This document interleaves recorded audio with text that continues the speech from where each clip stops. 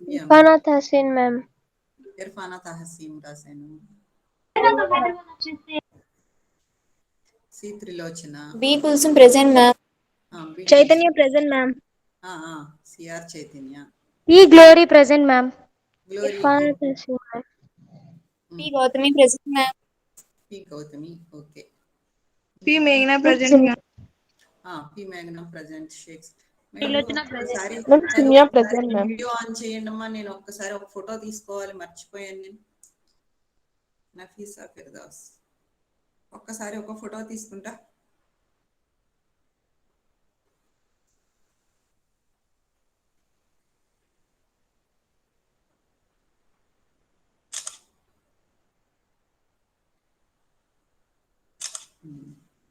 ఈ 38 కనిపించట్లేదు అసలు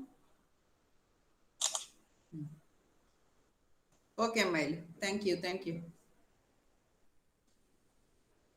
స్టార్ట్ చేసేస్తాను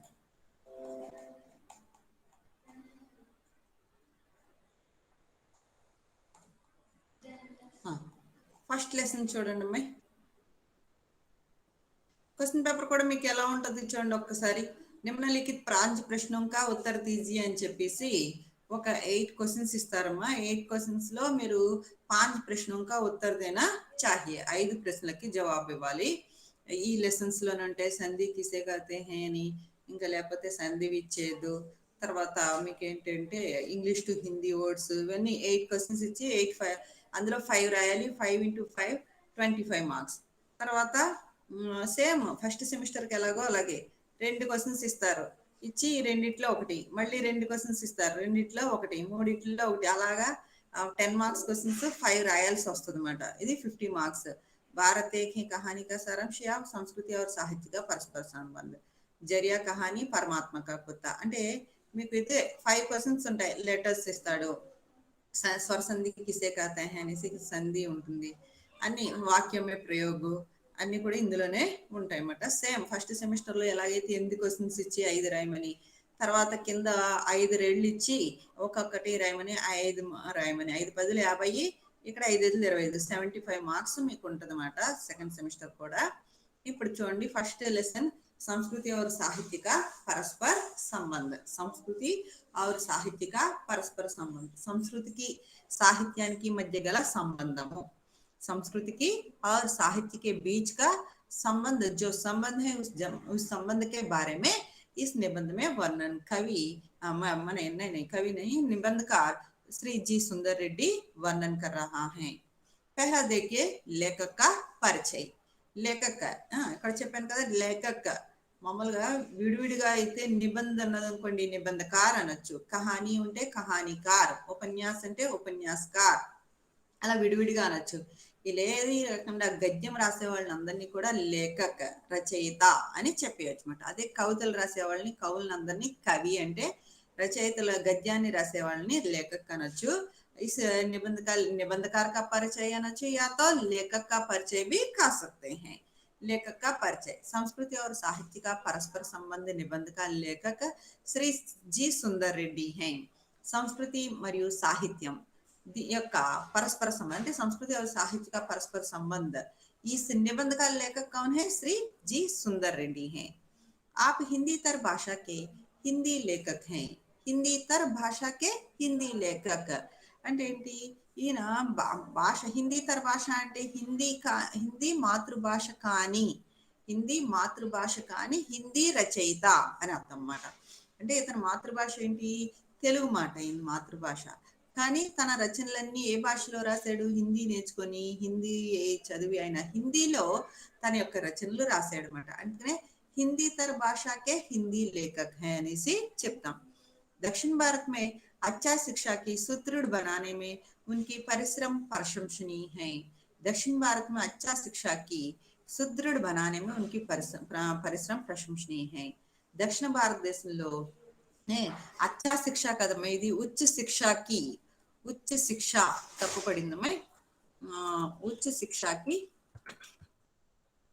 उच्च शिक्षा की सुदृढ़ बनाने में उनकी परिश्रम प्रशंसनीय है उच्च शिक्षा అంటే ఏంటి ఉన్నత విద్య उच्च शिक्षा అంటే ఉన్నత విద్య దక్షిణ భారతదేశంలో ఉన్నత విద్య బాగా సుదృఢ బనానే మేం అంటే స్ట్రాంగ్ గా చేయడానికి కోసం అప్పటి వరకు డిగ్రీ అలా ఉండేది మాట.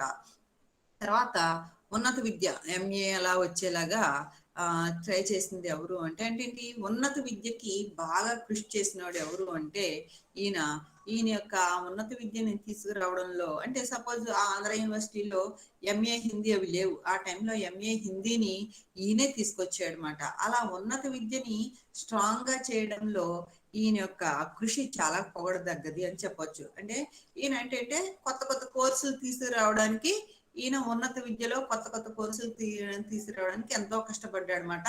ఆ కష్టము చాలా పొగడదగ్గది అని. आंध्र विश्वविद्यालय में हिंदी विभाग के विकास के लिए उन्होंने सेवा की है. ఆంధ్ర యూనివర్సిటీలో వైజాగ్ విశాఖపట్నంలో ఉంది మాట ఆంధ్ర యూనివర్సిటీ. ఇక్కడ ఎస్కే యూనివర్సిటీ శ్రీకృష్ణదేవరాయ యూనివర్సిటీ ఎలాగైతే ఉందో అలాగే విశాఖపట్నం వైజాగ్ లో ఆంధ్ర విశ్వవిద్యాలయం ఉందన్నమాట. ఆంధ్ర యూనివర్సిటీ ఉంది. అందులో హిందీ డిపార్ట్మెంట్ హిందీ విభాగ్ ఆ యూనివర్సిటీలో హిందీ డిపార్ట్మెంట్ అభివృద్ధికి ఉన్హోంనే సేవా కీ హై బహుత్ సేవా కీ హై. ఆ డిపార్ట్మెంట్ డెవలప్మెంట్ కోసం ఈయన చాలా ఎంతో సేవ చేశాడు అనమాట. అందుకు అక్కడ ఎంఏ హిందీని తీసుకొచ్చారు. ఇంకా బిల్డింగ్ కట్టే ఇంకా అక్కడ హిందీ డిపార్ట్మెంట్ కి ఒక బిల్డింగ్ అది కట్టించడం కూడా జరిగింది. ఆ బిల్డింగ్ కి ఈయన పేరే ఉంటది అనమాట. సుందర్ రెడ్డి భవనము అని చెప్పేసి ఉంటది. ఏంటి ఆంధ్ర యూనివర్సిటీలో హిందీ డిపార్ట్మెంట్ ఆ బిల్డింగ్ హిందీ డిపార్ట్మెంట్ బిల్డింగ్ కి ఈయన పేరు ఉంటది అనమాట. విశ్వవిద్యాలయంలో హిందీ డిపార్ట్మెంట్ డెవలప్మెంట్ కోసం ఈయన చాలా సేవ చేశారు. निबंधों के माध्यम से दक्षिण की संस्कृति को प्रचार किया. उनके 3 निबंध हैं. ఇంకా ఈయన తన వ్యాసాల ద్వారా ఈయన పుస్తకాలు రాశాడు. పుస్తకాలు రాయడం ద్వారా దక్షిణ భారతదేశంలో ఏ కల్చర్ అయితే ఉందో ఆ కల్చర్ ని ఎక్కువగా ప్రచారం చేశాడు. అంటే ఏంటి హిందీలో దక్షిణ భారతదేశంలో ఎలాంటి దేవాలయాల్లో ఎలాంటి ఆచారాలు పాటిస్తారు, లేదంటే ఆంధ్రప్రదేశ్లో వచ్చేటప్పటికి ఎలాంటి పండుగలు జరుపుకుంటారు, ఏ పండుగని ఎలా జరుపుకుంటారు, ఇక్కడ వస్త్రధారణ ఏంటి, ఇక్కడ పద్ధతులు ఏంటి, ఇక్కడ మూఢాచారాలు లేకపోతే ఆచారాలు అన్ని ఇలాంటి విషయాలన్నిటిని గురించి కూడా ఈయన తన వ్యాసంలో రాసేవాడు అనమాట. హిందీలో పుస్తకాలు రాశాడు. ఎందుకు అంటే దక్షిణ భారతదేశంలో ఉన్న ఆచారాలన్నీ హిందీ తెలిసిన వాళ్ళు ఉత్తర భారతదేశం వాళ్ళు హిందీలో రాస్తే ఉత్తర భారతదేశం వాళ్ళు కూడా చదువుతారు కదా. చదివితే ఇక్కడ దక్షిణ భారతదేశంలో ఉన్న ఆచారాల గురించి వాళ్ళకి తెలుస్తుంది కదా, వాళ్ళు చదువుతారు కదా, చదివితే వాళ్ళకి మన ఆచారాలు తెలుస్తాయి అనే ఉద్దేశంతో ఈయన తన వ్యాసాలన్నీ కూడా ఏంటంటే హిందీలో రాశాడు. దేని గురించి రాశాడంటే మన కల్చర్ గురించి, మన కల్చర్ ని వర్ణిస్తూ పుస్తకాలు రాశాడనమాట. అందుకని దక్షిణ భారతదేశంలోని సంస్కృతిని ప్రచారం చేయాలనే ఉద్దేశంతోనే తన వ్యాసాలన్నీ హిందీలో రాసి మొత్తం అన్ని వ్యాసాలన్నీ సంస్కృతికి సంబంధించిందే రాశాడనమాట. उनके 3 निबंध हैं. ఈయన యొక్క వ్యాసాలు ఎన్ని ఉన్నాయంటే 3 ఉన్నాయి. మేరే విచార్, సాహిత్య और समाज, వైచారిकी की दक्षिणी की भाषाएं. ఇక ఈయన ఈయన 3 ఇది నిబంధ సంగ్రహ 3 నిబంధ సంగ్రహ. ఇక్కడ నిబంధ సంగ్రహం రాయాలి. సంగ్రహం అంటే ఏంటి, ఈయన 3 నిబంధ సంపుటీలు రాశాడు. 3 పుస్తకాలు రాశాడు అనమాట. అంటే ఒక్కొక్క పుస్తకంలో ఒక 10 వ్యాసాలు ఉంటాయి. అలాంటి 3 పుస్తకాలు రాశాడు. మేరే విచార్, సాహిత్య और समाज, వైచారిकी की दक्षिणी की भाषाएं అని 3 పేర్లతో 3 పుస్తకాలు రాశాడు. ఇందులో ఈ నిబంధన సాహిత్య సంస్కృతి అటక్ సంబంధం. ఇంకా ఆ పుస్తకాల్లో ఎక్కువగా మన కల్చర్ నే ప్రచారం చేశాడు. ఇంకా ఇప్పుడు చూస్తే ప్రస్తుత నిబంధమే మన ప్రస్తుతి సంస్కృతి और साहित्य का परस्पर संबंध అని ఈ నిబంధనలో साहित्य और संस्कृति के अटूट संबंध को वर्णन किया है. సాహిత్యానికి సంస్కృతికి అటూట్ సంబంధం ఏంటి, విడదీయలేని బంధాన్ని ఉంది. సాహిత్యానికి సంస్కృతికి విడలేని బంధం ఉంది అని చెప్పి వర్ణించాడు అనమాట. అటూట్ సంబంధకో వర్ణన్ కియా హై. ఈ రెండింటికి మధ్య స్ట్రాంగ్ రిలేషన్ ఉందని ఇందులో వర్ణించి చెప్పాడు. సాహిత్య और संस्कृति का అవినాభావ సంబంధ హై. సాహిత్యానికి సంస్కృతికి మధ్య అవినాభావ్ అంటే విడదీయలేని బంధము ఉంది అనేసి చెప్తున్నాడు. అవినాభావ సంబంధ విడదీయలేనిటువంటి బంధం ఉంది. ఏక్ దూసరే ప్రతి ఆశ్రిత్ హై. రెండు ఒకదాని మీద ఒకటి ఆధారపడి ఉన్నాయి. ఆశ్రిత్ హై అంటే క్యా హై, ఆధారిత్ హై. రెండు ఒకదాని మీద ఒకటి ఆధారపడి ఉన్నాయి. ఏక్ దూసరే కో చోడ్కర్ కిసి भी प्रकार ప్రగతి नहीं कर सकता.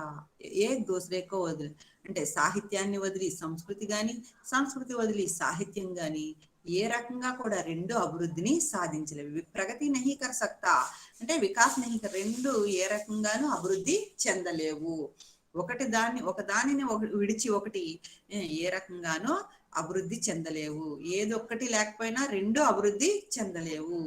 जिस जाति की जैसी संस्कृति होगी उस जाति का साहित्य भी वैसे ही रूप धारण करती है.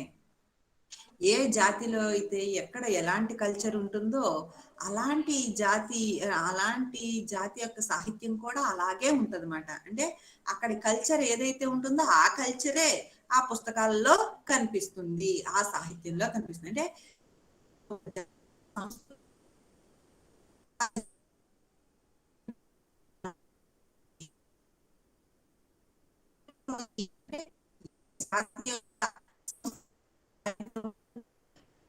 యొక్క సాహిత్యం కూడా వైసే హీ రూప్ ధారణ కర్తీ హై. సాహిత్యం కూడా అలాగే తన యొక్క రూపాన్ని ధరిస్తుంది, అంటే ఏర్పరచుకుంటుంది. అంటే సాహిత్యం అక్కడ ఉన్న కల్చర్ ఎలా అయితే ఉంటుందో సాహిత్యం కూడా అలాగే ఉంటుంది. तो उस साहित्य में उस समाज का संस्कृति को स्पष्ट रूप से देख सकते हैं. అందుకనే మనం ఒక సమాజం యొక్క సంస్కృతిని ఆ యొక్క సాహిత్యంలో స్పష్టంగా మనం చూడగలము. అంటే ఒక సమాజం యొక్క సాహిత్యాన్ని చూస్తే ఆ సమాజం యొక్క సంస్కృతి ఎలాంటిది అనేది ఆ పుస్తకాలు చదివితే మనకి అర్థమైపోతుంది. जिस जाति की संस्कृति जितनी उन्नत और उज्जवल होगी उस जाति का साहित्य भी उतना ही उन्नत और उज्जवल होगा. ఏ జాతి యొక్క కల్చర్ అయితే ఎంత డెవలప్ చెందుతూ ఉంటుందో ఆ జాతి యొక్క సాహిత్యం కూడా అంతే అభివృద్ధి చెందుతూ ఉంటుంది. అంటే ఒక చోట ఒక జాతిలో ప్రజలు అభివృద్ధి చెందుతూ ఉన్నారు. అంటే సపోజ్ చూడండి, ఇది వరకు అంతా కూడా భారతదేశం సమాజంలో చూసుకుంటే భారతదేశ సమాజంలో ఆ టైంలో ఇది వరకు రాణులని రాజులని అలా ఉండేవారు. కానీ ఇప్పుడు బాగా పెరిగింది. తలారి సుప్రియ, గోపాలం, తలారి సుప్రియ, ఇంకొక సీతామహాలక్ష్మి. అయితే ఏ జాతి ఎంత ఇప్పుడు సపోజ్ చూడండి, చెప్పాను కదా భారతదేశంలో అశోకుడి కాలంలో చూసుకుంటే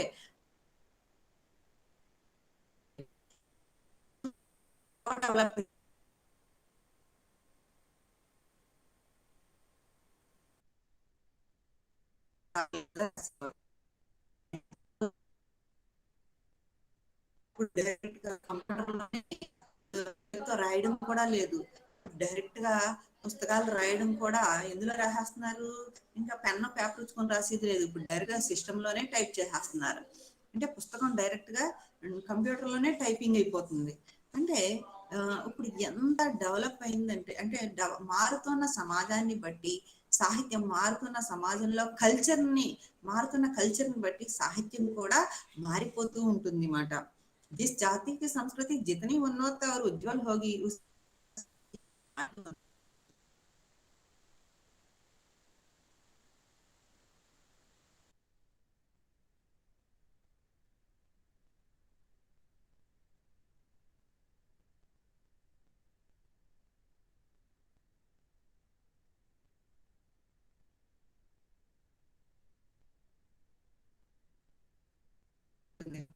అంటే మారుతున్న సమాజాన్ని బట్టి, మారుతున్న కల్చర్ని బట్టి సాహిత్యం కూడా మారిపోతూ ఉంటుంది. అది అభివృద్ధి చెందుతూ ఉంటుంటే ఇది అభివృద్ధి చెందుతూ ఉంటుంది అన్నమాట. जिस तरह समाज और साहित्य का संबंध अनिवार्य है उसी तरह संस्कृति और साहित्य का संबंध भी परस्पर अनिवार्य है. 42 ఏ రకంగా అయితే సమాజము సాహిత్యం మధ్య విడదీయలేని బంధం ఉంటుందో అదే రకంగా సంస్కృతికి సాహిత్యానికి విడదీయలేనటువంటి బంధం ఉంది. అంటే సమాజాన్ని బట్టే సాహిత్యం నిర్మించబడుతుంది. సమాజం అంటే ఒక సొసైటీ, అందులో వ్యక్తులు ప్రవర్తించే తీరే సంస్కృతి, వ్యక్తులు పాటించే ఆచారాలే సంస్కృతి. ఒక సమాజం అంటే కొంతమంది వ్యక్తుల కలయిక ఒక ప్రదేశంలో కలిసిమెలిసి ఉండేదే సమాజం. ఆ సమాజంలో ఆ వ్యక్తులు పాటించే మూఢాచారాలు, ఆచార అలవాట్లు, ఆహార పద్ధతులు, వస్త్రధారణ, ఇవన్నీ సంస్కృతి అంటాం. ఏ రకంగా అయితే సమాజం ఉంటేనే సాహిత్యం ఉంటుంది, సమాజంలో వ్యక్తులు ఉంటేనే సాహిత్యం రాస్తారు, లేకపోతే ఎవరు సాహిత్యం రాయరు. అంటే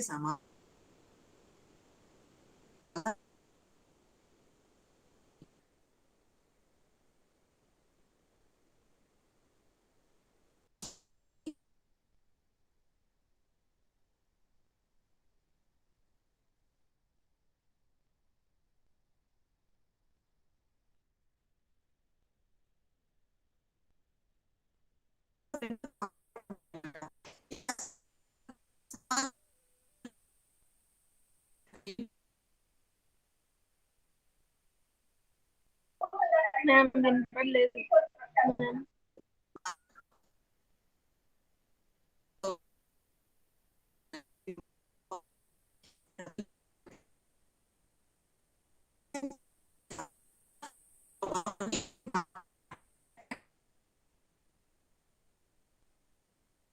మేడం వాయిస్ కట్ కట్ వస్తుంది మ్యామ్.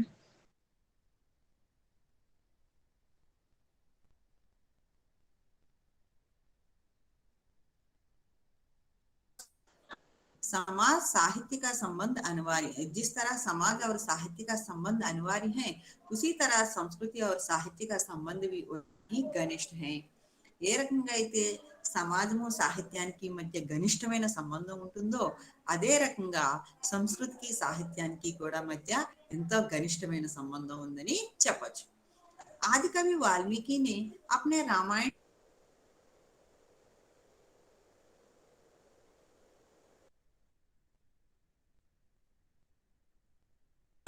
రామాయణాన్ని రాశాడు వాల్మీకి. ఆయన రాసిన తన పుస్తకాలను చూస్తే కనుక ఆ రామాయణాన్ని చూస్తే तत्कालीन भारतीय संस्कृति और तत्कालीन जीवन के तत्कालीन అంటే అప్పటి భారతీయ సంస్కృతి ఎలా ఉంది, అప్పటి భారతీయ జీవితం ఎలా ఉంది, అది సజీవ చిత్ర అంకిత్ किया गया है. సజీవంగా మనకి క్లియర్ గా కనిపిస్తుంది. అంటే రామాయణ కాలంలో రాముడు వాళ్ళు ఎలా ఉండేది, వాళ్ళ పరిపాలన ఎలా ఉండేది, అప్పటి జీవన పద్ధతులు ఎలా ఉండేవి, అప్పటి సంస్కృతి ఏంటి మొదలైనవన్నీ కూడా అందులో చిత్రీకరించబడి ఉన్నాయి. యాస్టిజ్ గా సజీవంగా ఆ పుస్తకం చదివితే నిజంగా రాముడు ఆడ బతి ఉన్నారా అనిపిస్తుంది అన్నమాట. ఏంటది పాఠాలు చెప్పవద్దు ఇక్కడ, ఎంత గట్టిగా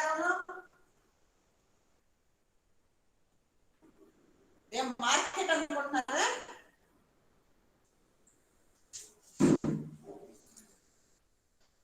आदिकवि वाल्मीकि ने अपने रामायण में तत्कालीन भारतीय संस्कृति और तत्कालीन जीवन के सजीव चित्र अंकित किया है. वाल्मीकि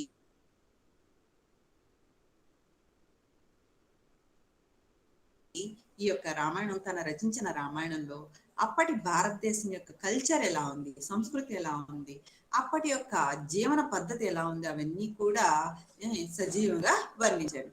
ఆర్య సంస్కృతికి రమణీయ చిత్ర उसमें प्रतिबिंबित है. ఆర్య యొక్క సంస్కృతి అందులో క్లియర్ గా మనకు కనిపిస్తుంది. ఆర్యులైన ఎవరు, ఈ రాముడు అందరి ఆర్యుల యొక్క అప్పటి కల్చర్ మనకి రామాయణంలో కనిపిస్తుంది. व्यास महर्षि का महाभारत तत्कालीन भारतीय जीवन का जीता जागता चित्र है. ఇప్పుడు వ్యాసుడు రాసిన మహాభారతం చూస్తే అప్పటి భారతదేశంలో భారతీయుల జీవన స్థితి మన జీతా జాగా చిత్ర है. యాస్టిస్ గా ఉన్నదిన్నట్టుగా కనిపిస్తుంది అన్నమాట. భారతీయ జీవన్ కా జీతా జాగతా చిత్ర है. అంటే భారతీయుల యొక్క జీవితం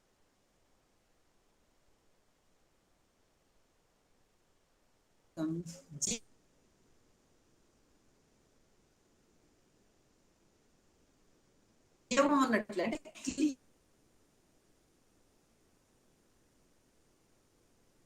క్లియర్ గా గ్యాస్ జీతా జాగ్రత్త చిత్రం అంటే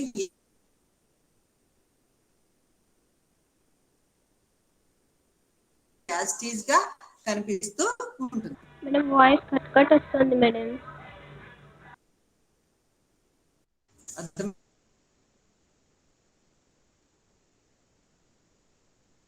ఇక్కడ క్లియర్ గా ఉంది, నెట్ అంతా క్లియర్ గా ఉందమ్మా. ఇంకా నేనేమి అయితే చేయలేను, క్లియర్ ఉంది, ఏది ప్రాబ్లం లేదు ఇక్కడ.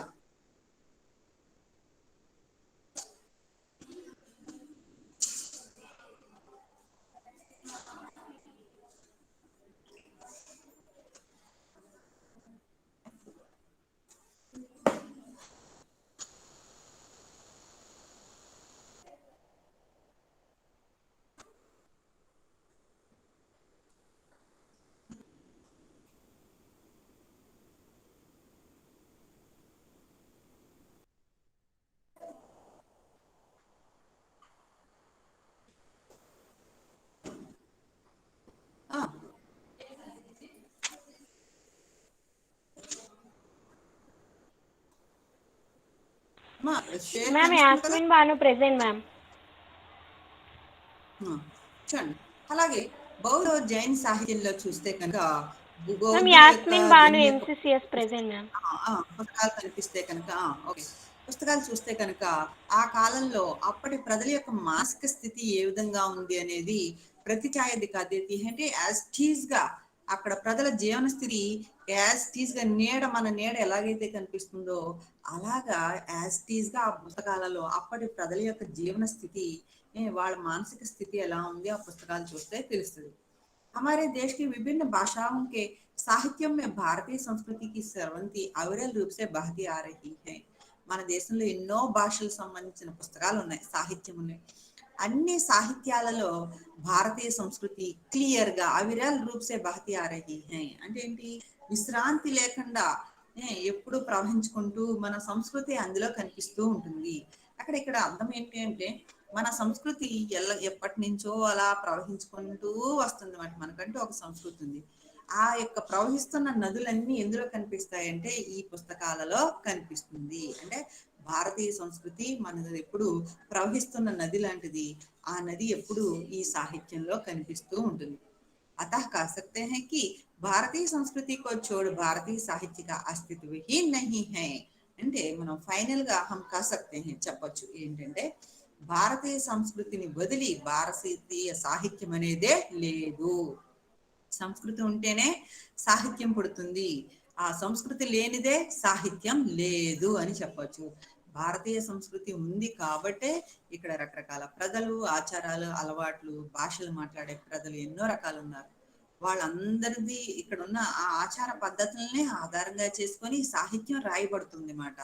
అలాంటప్పుడు సంస్కృతి లేనిదే, భారతీయ సంస్కృతి లేదు అంటే భారతీయ సాహిత్యం లేనట్టే, సాహిత్యానికి అసలు ఉనికే లేదు, అస్తిత్వ హీ నహీ, ఇంకా భారతీయ సాహిత్యం అనేదే లేదు అని మనం చెప్పొచ్చు. हमारी भारतीय संस्कृति वह पवित्र संगम है जिसमें कई संस्कृति रूपणी नदियां आकर सम्मिलित हो गए हैं. మన కల్చర్, మన భారతదేశం యొక్క కల్చర్ చాలా పవిత్రమైన గంగా నది లాంటిదంట. ఎందుకంటే పవిత్రమైన సంగమం, సంగమం అంటే ఏంటి, 12 నదులు మీకు సంవత్సరానికి 12 నదులు ఒక చోట కలుసుకుంటాయి అమ్మాయి. ఇంకా ఆ యొక్క దాన్నే మనం పుష్కరాలు అని చెప్పేసి 12 నదులు సంవత్సరానికి ఒక చోట కలుస్తాయి అన్నమాట. అలా కలిసే ప్రాంతాన్ని పుష్కరం అంటారు అన్నమాట. అక్కడికి వెళ్ళి మనం అంతా చాలా మంది వెళ్ళి స్నానం చేస్తారు ప్రతిసారి. అలా ఏంటంటే మన భారతదేశ సంస్కృతిలో ఎన్నో రకాల సంస్కృతులు కలిసి ఉన్నాయి. అంటే హిందూ కల్చర్ కలిసి ఉంది, ముస్లిం కల్చర్ కలిసి ఉంది, క్రిస్టియన్ కల్చర్ కలిసి ఉంది, బౌద్ధ మతం యొక్క కల్చర్ కలిసి ఉంది. అంటే ఎన్నో రకరకాల కల్చర్లు కలిసిన పవిత్రమైన కల్చర్ మనది. जिसमें कई संस्कृति रूपणी नदियां आकर सम्मिलित हो गई हैं. వివిధ రకాల సంస్కృతులు ఉన్న నదులన్నీ ఈ ప్లేస్ లో కలిసినాయి అన్నమాట. పవిత్ర సంగమం అంటే నదులన్నీ కలిసే ప్లేస్ ఏమంటాం, పవిత్ర సంగమము అంటాం. ఈ రకంగా మన సంస్కృతిలో వివిధ రకాల నదులు వచ్చి కలుస్తున్నాయి. అంటే వివిధ రకాల యొక్క కల్చర్లు కలిసి ఉన్న భారతదేశంలో ఎన్నో రకాల కల్చర్లు కలిసి ఉన్నాయి. संपर्क या उनका संगम एक दूसरे में होता है तब वे परस्पर एक दूसरे को प्रभावित किए बिना नहीं रहती. ఎప్పుడైతే రకరకాల సంస్కృతులు వచ్చి ఒకదానితో ఒకటి కలిసినప్పుడు ఎంత ఒకదాన్ని ఒకటి పరస్పరం ప్రభావితం చేసుకుంటూ ఉంటాయి. लगभग 500 वर्ष तक मुसलमानों ने हमारे అంటే ఏంటి, ఇక్కడ మన దేశంలో ఇక్కడ ఎన్నో రకాల కల్చర్లు కలవడం వలన ఇంకా గొప్ప గొప్ప కల్చర్ ఇంకా పుట్టింది అన్నమాట. అంటే ఏంటి, ఒకదానితో ఒకటి హిందూ మతం ముస్లిం మతాన్ని ప్రభావితం చేసి హిందూ మతంలో గొప్ప ఆచారాలని ముస్లింలు తీసుకున్నారు, ముస్లిం మతంలో గొప్ప ఆచారాలని హిందువులు తీసుకొని, అలాగే వేరే సిక్ కల్చర్ లో ఉన్న గొప్పదనాన్ని ఒకళ్ళు తీసుకొని, అలాగా మన భారతదేశం యొక్క కల్చర్ ఎంతో గొప్పగా ఉంది అని మనం చెప్పొచ్చు. ఇంచుమించు మనల్ని 500 సంవత్సరాలు భారతదేశాన్ని ముస్లింలు పరిపాలించారు. लगभग అంటే సుమారు 500 वर्ष तक 500 సంవత్సరాల వరకు మొఘల్స్ ముస్లిమానోं ने हमारे देश के एक बड़े भूभाग पर शासन किया था. మన దేశంలో ఒక పెద్ద మొత్తం అంతా కూడా ముస్లింలు పరిపాలించారు, శాసన किया था, పరిపాలించారు. इसलिए इस्लाम का भी कुछ प्रभाव भारतीय जीवन पर पड़ा. ఇందువల్ల ముస్లిం మతం యొక్క ప్రభావం భారతీయుల మీద పడింది. इसी तरह लगभग 200 वर्ष तक अंग्रेजों के शासन के कारण उनका भी प्रभाव हमारे पर पड़ा. అదే రకంగా 200 సంవత్సరాలు బ్రిటిష్ వాళ్ళు భారతీయుల్ని పరిపాలించిన కారణంగా వాళ్ళ యొక్క ప్రభావం, వాళ్ళ కల్చర్ యొక్క ప్రభావం కూడా మన మీద పడింది, భారతీయుల మీద పడింది. परिणामतः अंग्रेजों की संस्कृति और साहित्य का प्रभाव आज हमारी संस्कृति और साहित्य पर भी పరిలక్షితం. ఫలితంగా ఇంగ్లీష్ వాళ్ళు 200 సంవత్సరాలు పరిపాలించడం వలన వాళ్ళ సంస్కృతి యొక్క ప్రభావం, వాళ్ళ సాహిత్యం యొక్క ప్రభావం మన మీద పడింది అని చెప్పచ్చు. మనకి ఇది వరకు కహానీలు, గద్యం అనేదే లేదమ్మా. ఆ గద్యం అనేది బ్రిటిష్ వాళ్ళు వచ్చిన తర్వాతే ప్రోజ్ అనేది వచ్చింది. వాళ్ళని చూసి మనం ప్రోజ్ అనేది నేర్చుకున్నాం. ఆ పుస్తకాలు ప్రోజ్ లో అంటే గద్య రూపంలో పుస్తకాలు రాయడం నేర్చుకున్నాం అన్నమాట. हमारे आचार विचार वेशभूषा शील स्वभाव सब पर उनका प्रभाव स्पष्ट है. మన ఆచారపు అలవాట్ల మీద, మన వేషధారణ, మన క్యారెక్టర్ మీద, అన్నిటి మీద వాళ్ళ ప్రభావం ఉంది. అంతవరకు ప్యాంటు షర్ట్లు వేసుకోవడం ఇలాంటివి లేవు. ఈ బ్రిటిష్ వాళ్ళు రావడంతో ప్యాంటు షర్టు ప్లస్ క్రాఫ్ట్ చేయించుకోవడం ఇలాంటివన్నీ కూడా వాళ్ళ ద్వారా మనకి వచ్చినాయి అని చెప్పొచ్చు. వాళ్ళ ప్రభావం మన మీద పడిందని క్లియర్ గా చెప్పొచ్చు. आज के विचार से हमारी संस्कृति में कुछ न्यूनताएं अवश्य हो सकती हैं, जिनके कारण युगानुसार आधुनिकता के साथ भावी जीवन पथ पर स्वभावतः अग्रस्त होने में हम कुछ पिछड़े रहे हैं. అయితే మనకి ఏంటంటే మన కల్చర్ లో కూడా కొన్ని న్యూనతాయే అంటే కొన్ని లోటుపాటులు ఉన్నాయి. అంటే కొన్ని నెగిటివ్స్ ఉన్నాయి మన కల్చర్ లో కూడా. అంటే సపోజ్ జంతు బలి ఇవ్వడం అనేది ఒక ఆచారం ఉంది. ఇది వరకు ఆ ఆచారం ఉండేది. అది క్రమేణా మోడర్న్ వచ్చేటప్పటికి నెమ్మదిగా అవన్నీ తగ్గుతూ ఉన్నాయి. అందువలన కొన్నిట్లో మనం వెనకబడి పిచడిసే రహే హే, ఇలాంటి కొన్ని మూఢాచారాలు ఉండడం వలన మనం కొంచెం వెనకబడి ఉన్నామని చెప్పచ్చు. पर शताब्दियों से मुस्लिम और अंग्रेजी शासन भारत में रहने पर भी विजित एवं शासित भारतीय संस्कृति अपने अस्तित्व के बिना खोए बिना सुरक्षित रखने में जो समर्थ हुई उसका कारण इसका साहित्य है. అయితే ఇంకొక కారణం చెప్పొచ్చు. మన సంస్కృతి రోజు రోజుకి డెవలప్ అవుతుంది. మనల్ని ముస్లింలు పరిపాలించారు, తర్వాత బ్రిటిష్ వాళ్ళు పరిపాలించారు. వాళ్ళ ప్రభావం మన మీద పడి మనం రోజు రోజుకి మారుతూ ఉన్నాం. అంటే కొత్త ఆధునికత్వం బ్రిటిష్ వాళ్ళని చూసి మోడర్న్ గా మారుతూ ఉన్నాం. అలా అని మోడర్న్ గా మారేమో అని మన యొక్క విలువల్ని మనం మర్చిపోయామా అంటే మనం ఏమాత్రం మర్చిపోలేదు. దానికి మెయిన్ కారణం ఏంటంటే మన సాహిత్యమనే మనం చెప్పొచ్చు. అంటే రామాయణ మహాభారతాల పుస్తకాలకి ఈ రోజుకి మనం చదవడం ఉండడం వలన మనం దేవుడు అంటే భక్తి, భయం అన్నీ ఏర్పడుతున్నాయి. ఇదంతటికీ కారణం ఏంటంటే ఆ సాహిత్యం ఈ రోజుకి బతికి ఉండడం వలన, ఆ సాహిత్యాలు మనం చదువుతూ ఉండడం వలన ఈ రోజు అప్పట్లో మంత్రాలు, పూజలు, వ్రతాలు, పద్ధతులు అన్ని ఆ పుస్తకాల్లో రాశారు. ఆ పుస్తకాలను ఈ రోజుకి మనం ఇంకా పండగలు వచ్చినప్పుడు వచ్చినప్పుడు అవి చదువుకుంటూ ఉండడం వలన మన యొక్క పూజా విధానం ఎలా చేయాలి, ఎలా చేయాలి, ఇలా చేయాలి, ఇవన్నీ పుస్తకాల్లో ఉండి అవి చదువుతూ ఉండడం వలన ఇంతకీ మనం ఎంత మోడర్న్ గా మారినా మన పూజా పద్ధతులు కానీ, మన యొక్క ఆరాధనా పద్ధతులు కానీ ఏవి మన బైబిల్లో లేకపోతే ఖురాన్ అని ఇలాంటి ఎన్నో పవిత్ర గ్రంథాలు ఉన్నాయి. ఈ గ్రంథాలలో ఎన్నో మంచి విషయాలు, విలువలు నేర్పించే విషయాలు ఎన్నో ఉన్నాయి. ఆ విషయాలన్నీ ఆ పుస్తకాలను చదవడం వల్లనే ఈ రోజు ఏంటంటే మన విలువల్ని మనం కోల్పోవట్లేదు అన్నమాట. అంటే మన సంస్కృతిని మనం మర్చిపోవట్లేదు అన్నమాట. అలా మర్చిపోకుండా చేసేది ఎవరు అంటే సాహిత్యం అనే చెప్పచ్చు. समाज को बनाने या बिगाड़ने में जितना साहित्य के प्रभाव की जरूरत पड़ती है उतनी अन्य किसी वस्तु को नहीं. సాహిత్యం ఏంటి అంటే ఒక సమాజాన్ని బాగు చేద్దామన్నా, ఒక సమాజాన్ని నాశనం చేద్దామన్నా ఒక పుస్తక ప్రభావం ఎలా ఉంటుందంటే ఒక మనిషిని బాగు చేయడానికి ఎంత సహాయం చేస్తుందో ఒక్కొక్కసారి అదే మనిషిని నాశనం చేయడానికి కూడా ఉండే కొన్ని పుస్తకాలు ఉంటాయి. అంటే ఇక్కడ దాని అర్థం ఏంటంటే సాహిత్యంలోకి చాలా శక్తి ఉంది అని దీని అర్థం అన్నమాట. ఏదైనా సాహిత్యం చేయగలదు, సమాజాన్ని మార్చగలదు, తిరగేయగలదు కూడా అని చెప్పచ్చు. निदान में हम देखते हैं कि दीर्घकाल पराधीनता की श्रृंखलाओं में जकड़े रहने पर भी भारतीय संस्कृति और साहित्य ने भारतीयों को अपना अस्तित्व बनाए रखने में शक्ति प्रदान करने में संजीवनी का काम किया है. ఇందుకే మనం చూడొచ్చు ఏంటంటే దీర్ఘకాలకి పరాధీనతకి శృంఖలతామే అంటే ఏంటి, మనం ఎంతో కాలం పరాధీనులు అంటే ఏంటి, మనం ఇతరుల యొక్క 400 సంవత్సరాలు ముస్లింల చేతిలోనూ 200 సంవత్సరాలు బ్రిటిష్ వాళ్ళ చేతిలో ఉండడం వలన మనం ఏంటంటే ఆ సంఖ్యల్లో జకడే రహనే పరిపి ఆ సంఖ్యల్లో చిక్కి ఉన్నా గానీ మన భారతీయ సంస్కృతిని మన భారతీయులు ఈ మాత్రం మర్చిపోలేదు. ఆ యొక్క భారతీయులు మర్చిపోకుండా ఉండడానికి కారణం ఎవరిచ్చారు అంటే సాహిత్యమే ఇచ్చిందని మనం చెప్పొచ్చు. సాహిత్యంలో మన యొక్క కల్చర్ అంతా బతికి ఉండడం వలన, ఆ సాహిత్యాన్ని అందరూ రోజు రోజుకి చదువుకొని ఉండడం వలన మన మూఢాచారాలని, మన ఆచారాల్ని, పద్ధతుల్ని, అలవాట్లని ఏవి మనం మర్చిపోలేదు అంటే దానికి కారణం సాహిత్యం అనే మనం చెప్పొచ్చు. అంటే సాహిత్యం ఉంటేనే మన యొక్క సంస్కృతి ఉంటుంది, అది బతికి ఉంటుంది. సాహిత్యం అనేది లేకపోతే మన కల్చర్ బతికి ఉండదు. ఎందుకంటే ఎప్పుడు ప్రజలు అప్పుడు మర్చిపోతూ ఉంటారు. అదే సాహిత్యం అనేది ఉంటే దాన్ని చదువుతూ ఉండడం వలన ఓహో మన కల్చర్ ఇది మాట, మన ఆచారాలు ఇలాంటివి, మన పూజా పద్ధతులు ఇవి మాట అనేవి అవన్నీ మనకి తెలిసేది దేని ద్వారా అంటే సాహిత్యం ద్వారా తెలుస్తుంది. అందుకనే మనకి చెప్పొచ్చు ఏంటంటే సాహిత్యమే ఈ మన యొక్క భారతదేశ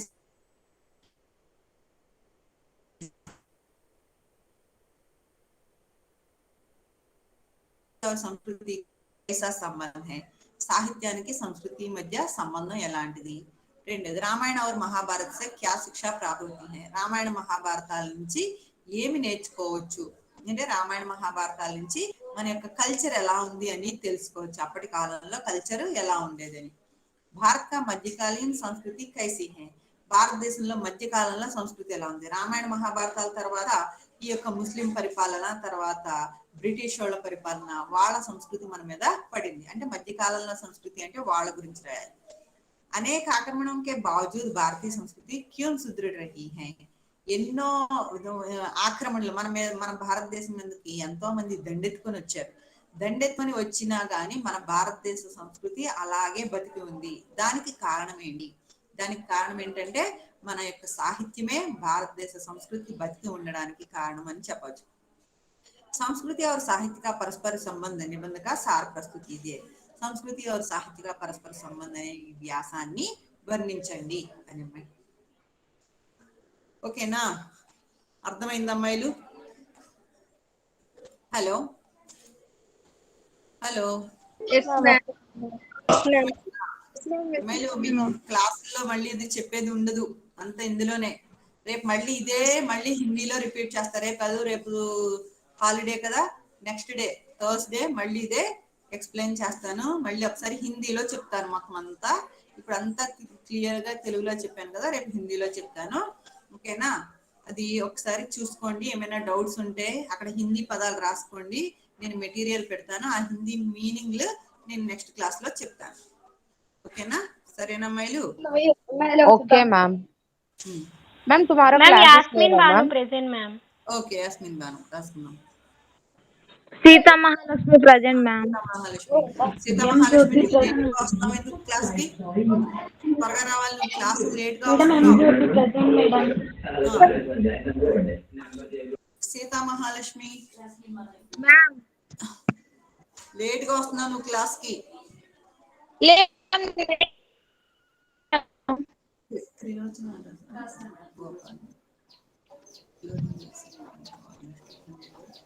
madam M Jyoti madam.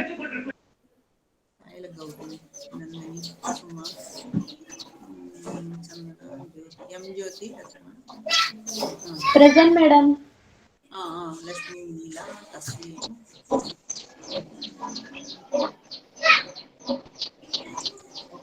Ma'am Taslim present ma'am.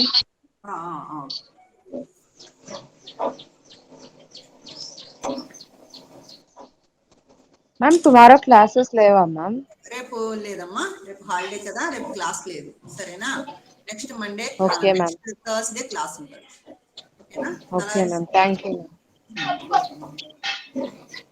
Why Bhanupriya, Bhanupriya ఎప్పుడు వచ్చావా? భానుప్రియ ఇప్పుడు వచ్చింది క్లాస్ అయిపోయాగా. తలారి సుప్రియ ఎన్నాళ్ళకి వచ్చావు?